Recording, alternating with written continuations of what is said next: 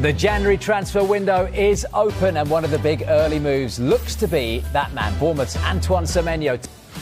Hello there, welcome along to Good Morning Transfers. The January window is up and running, and we look set for another bumper month of deals. Alongside me for the hour, former Bournemouth midfielder Dan Gosling and James Green, who is keeping across all the deals for you. Semenyo isn't the only winger that looks to be on the move. Brennan Johnson left out of Tottenham's squad last night as he looks set to depart. We'll hear from his manager, Thomas Frank. Welcome along. Great to have you with us. Here we go then. Deadline day, 31 days away, and all the build-up starts right here for you. And, of course, dominating the news this morning, Bournemouth winger Antoine Semenyo. Mr. Dan Gosling, welcome along, sir.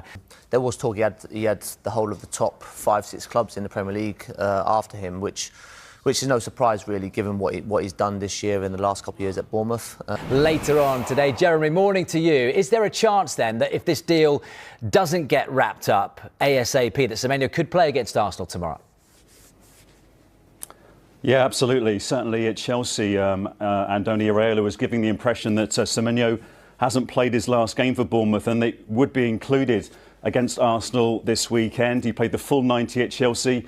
And don't forget, Bournemouth are in a big slump at the moment. No win in their last 10 games. Semenyo, as we've been hearing, is their leading scorer on 9 goals. So they really need him. 9 of 29 Semenyo has scored for Bournemouth this season.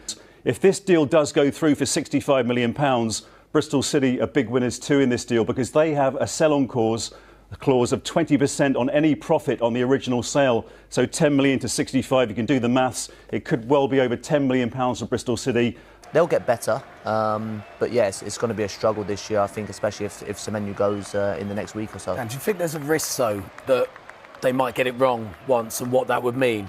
Because it feels like they're treading a fine line. And yeah, I mean, obviously, they got relegated a couple of years ago and then bounced up on the second attempt, I think. Obviously, Dominic Solanke fired the goals, and then he got his big move to Spurs. But yeah, they don't want to sell the best players, of course, and the Premier League is unforgiving. So if they do get it wrong, and we've seen many clubs get recruitment wrong over the few years, and it takes a long time to get back, even the top clubs in world football. Bournemouth aren't quite there, but yeah, I know the recruitment process is thorough. I know the guys there do a lot of due diligence on the players and the background. in England, I'm not sure what will, because this is a brilliant example of it working so well for a young player, developing his game, working his way up through the ranks, and the opportunities that can be there for these young players. It's an incredible opportunity.